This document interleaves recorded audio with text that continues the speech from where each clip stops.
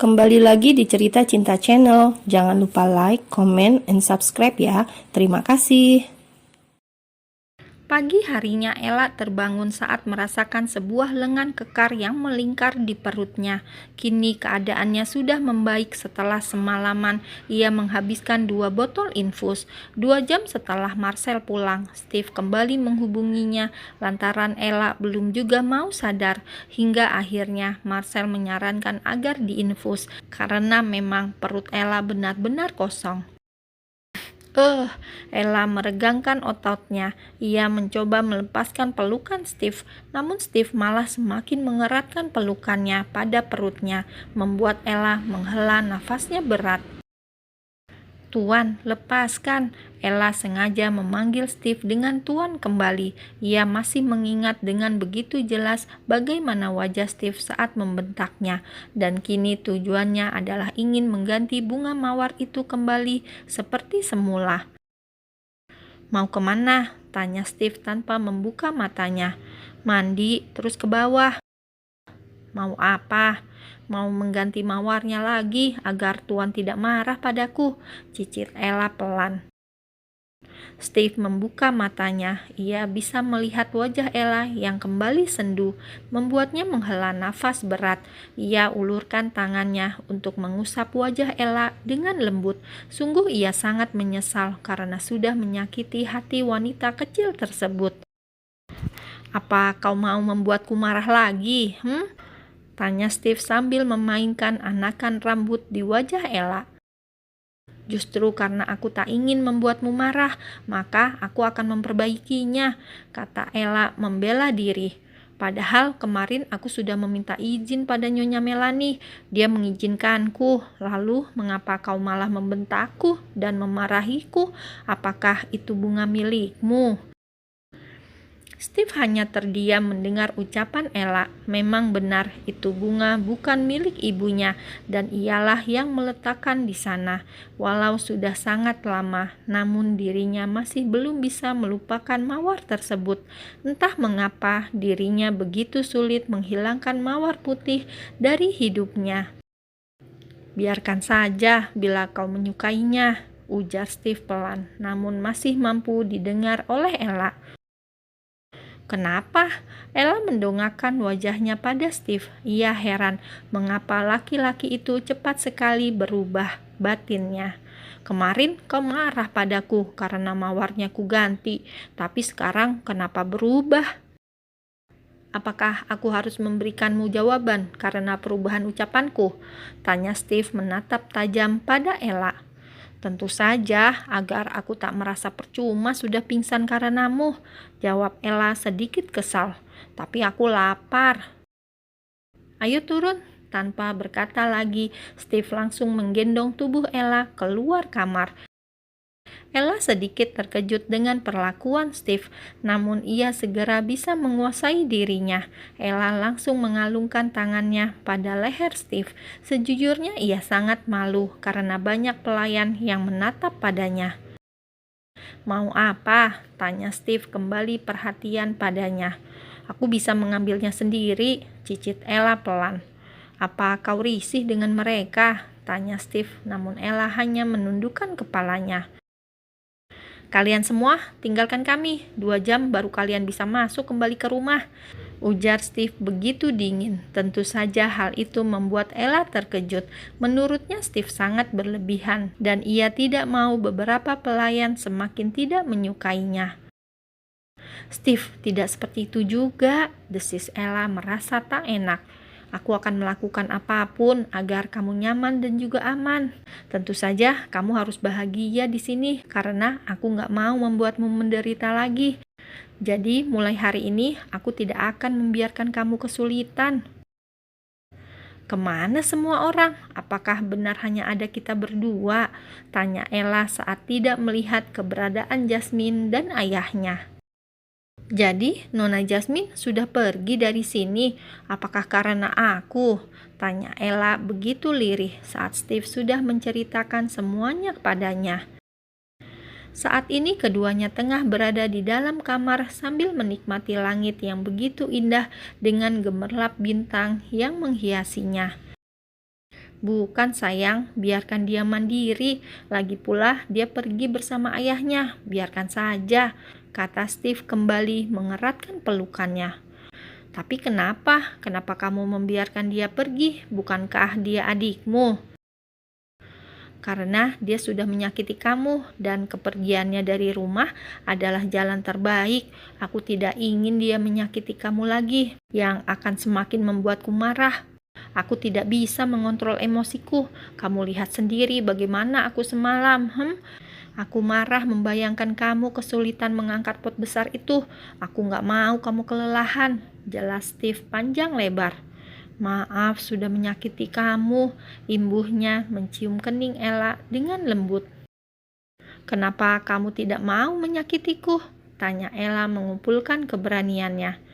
Apakah aku harus mengatakannya padamu? Tanya Steve mengerutkan dahinya, menatap Ella dengan tatapan yang sulit diartikan. Tentu saja, kamu harus memberikan alasan yang tepat. Saat kamu tidak bisa menyakitiku, namun kamu begitu sadis menyakiti semua orang. Because I love you and I don't want to see you hurt. Sudah cukup luka yang selama ini kamu rasakan karena keluarga kamu.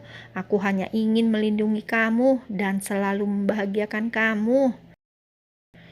Bisakah aku meminta satu hal? Tanya Ella sedikit ragu. Tidak jadi, aku mau mandi dulu.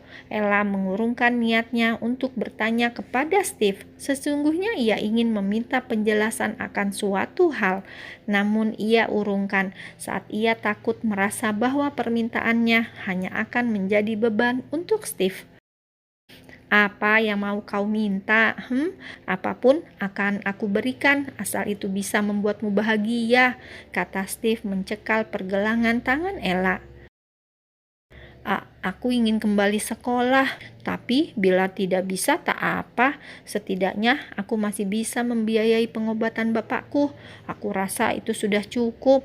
Maaf karena aku lancang meminta padamu, ucap Ella merasa tak enak, membuat Steve tersenyum tipis dan ia pun menghela nafasnya dalam. Baiklah, mulai besok kamu akan kembali sekolah, kata Steve sukses membuat mata Ella langsung membola dengan sempurna. Benarkah Steve akan mengizinkannya sekolah? Batinnya bersorak riang. John akan mengurus kepindahan kamu di tempat yang baru, dan aku akan memilihkan sekolah yang dekat dengan kantorku.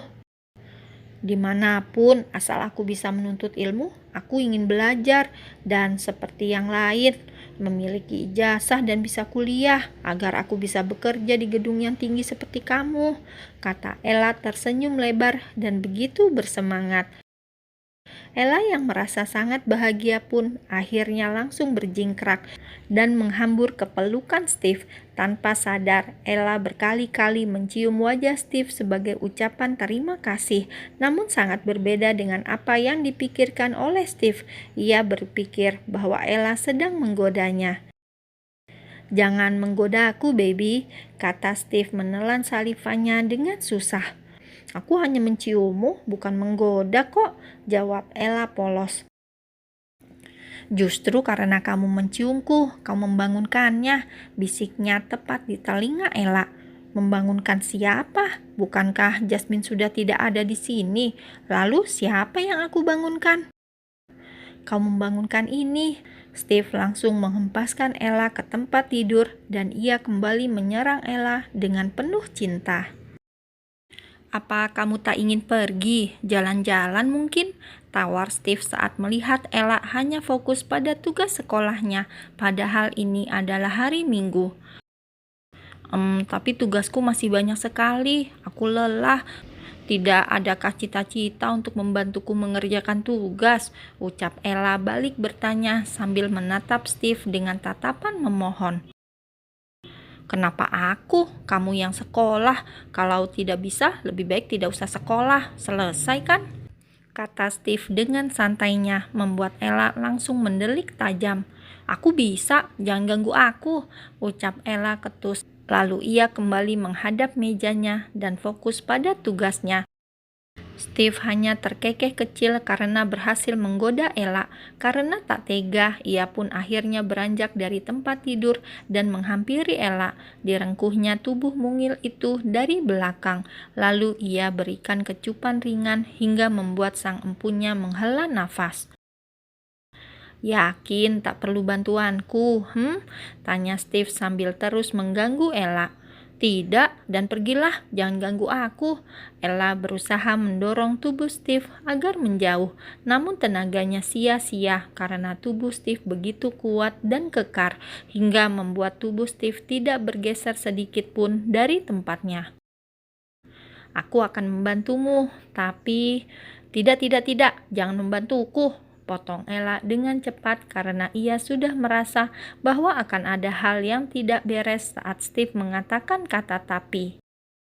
"Tapi aku sudah terlanjur bangun dan menghampirimu, jadi kau harus mau kubantu." Paksa Steve membuat Ella langsung membulatkan matanya saat merasa bahwa tangan Steve mulai menggodanya. "Mana bisa begitu, kamu belum membantuku, jadi aku masih bisa membatalkannya. Jadi tolong berhenti saja, kamu duduk diam anteng seperti tadi di sana." Ella meliuk-liukkan tubuhnya karena merasa sedikit geli atas tindakan tangan Steve.